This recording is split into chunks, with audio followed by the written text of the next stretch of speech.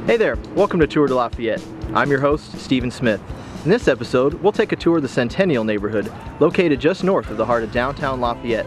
And later, we'll come back to Centennial Park, which is home to the annual Hollyhock Festival. The neighborhood took its name to honor the Centennial School that stood at the corner of 6th and Brown Streets. The school had been built in 1876 during the United States Centennial celebration. It was torn down in 1971 and has been developed into a neighborhood park. We're here in the lobby of the Monon Depot Theater, and we're going to head inside and meet Stephen Kohler, the managing director of the Civic Theater. The Monon Depot is one of the few surviving depots from the once powerful and popular Monon Railroad. The Civic Theater bought it in 1980, and just over a year later, it opened as an intimate theater that can seat an audience of around 150 people. We're here with Stephen Kohler, the managing director at the Civic Theater. And Stephen, if you could tell us a little bit about what the Civic Theater does for the community. Sure. Civic Theater's been around for 78 years, and what we do generally in a season is we do main stage shows, 5 shows a year here at the Monon Depot Theater. What do you think the having a smaller, intimate theater like this does for productions? Well, it does a lot of things. One thing is it really gets the audience in touch with the cast. They give a personal connection one-on-one with the show, which is vital to theater. It's one of the things that separates theater from film or TV. Well, Stephen, thanks so much for your time. Really Thank you, Stephen. Thank you. We're here at the Loeb House Inn Bed and Breakfast at 708 Cincinnati Street with owner-proprietor Dick Nagel. And Dick, if you can tell us just a little bit about how you came to own this property and what drew you to it. Well, I had been a hotel manager in town for several years. I have this incredible love of old houses and had decided there wasn't a bed and breakfast in town, and so getting an old house and restoring it into a bed and breakfast seemed like a smart thing to do to me. Why don't you tell us a little bit about the tea that you do on Thursdays and Fridays? Yeah, we have for the last 2 years now opened a tea room, which is open to the public, and we're open Thursday and Friday from 11 to 3. We serve a light lunch, desserts. I like to say light lunch, heavy desserts, but and our own blended tea, which is a blend of 4 different teas, and it's brewed. It's open to the public, so it's walk-in type of business, but reservations would be, especially during the Christmas season, reservations are absolutely necessary, but it would be better for reservations, but doesn't have to be. Well, Dick, thanks so much. You're welcome. Thank you.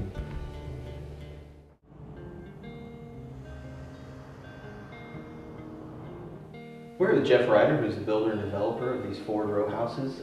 What's it been like to work with the neighborhood association and go through that process as you're developing this place? It's been very nice. The Neighborhood Action Committee awarded us a grant to help pay for some of the things here, and that has been extremely helpful to see that there is a Neighborhood Action Committee that is looking out for the best interests of these historical communities and willing to give grants. It just helps tremendously.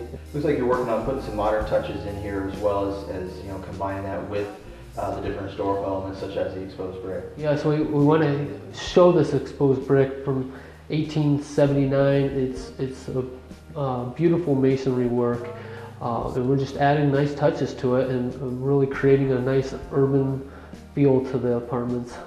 Well, Jeff, thanks for your time. We look forward to taking a look at this place. Great, thanks, Stephen.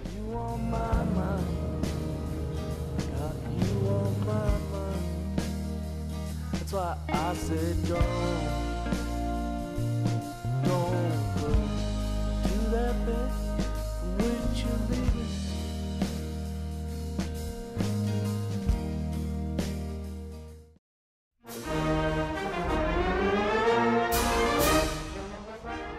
We're here with Michael and Phyllis Hunt at 602 North 5th Street. And Michael and Phyllis are both very actively involved with the Centennial Neighborhood. And if you guys can tell us a little bit about your involvement and some of the things that you try and do to help preserve and revive this neighborhood. Some few years ago I had back surgery, and the only exercise I could do was to walk. Well, walking is fine, but it just seemed to be kind of monotonous that I ought to be doing something else. So at any rate, I decided to pick up trash. And so I got a green bucket and a trash grabber. And so basically each day I roam the neighborhood picking up trash. We have a Hollyhock Festival every year. We just had our 3rd one. The hollyhock is our neighborhood signature flower.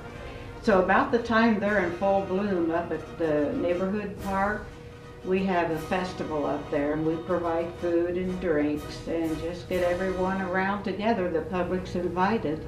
Well, it's great to be here today with the Centennial Neighborhood. You know, they've done a lot for our community to help with neighborhood stabilization, revitalization, and then this park, you know, a joint effort between the city and the neighborhood. It's really turned out nice.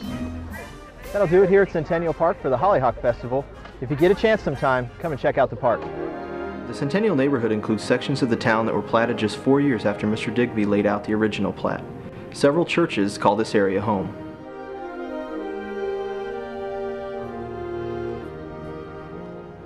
We're here with Dave Raymer, the CFO of the Tippecanoe Arts Federation. And Dave, if you could tell us a little bit about what the Arts Federation does for the community.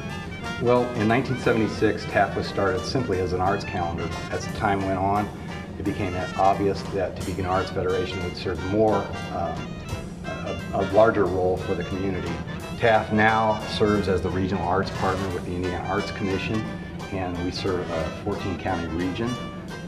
This building is used for many things right now. We have 3 arts galleries that are used for artists and arts organizations to show their work.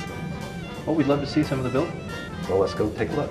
One of the key features of this gallery are the very large windows. They're the original sash for the building. We've also added this gallery lighting so that the artists can shine the lights onto their work in an attractive way. We've also offered for all of the 3D artists pedestals to exhibit their works.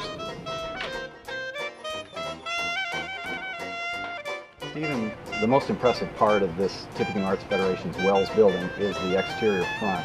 It's the original limestone, and as you can see, these columns are massive, carved in 1928, placed here, and there are several carvings along the face of the building. Of course, it was a library, so you can see the books and all of the intricate details of the building. Well, thanks for taking us on a tour and showing us the galleries. Well, that'll wrap up our tour of the Centennial Neighborhood. For Tour de Lafayette, I'm Stephen Smith.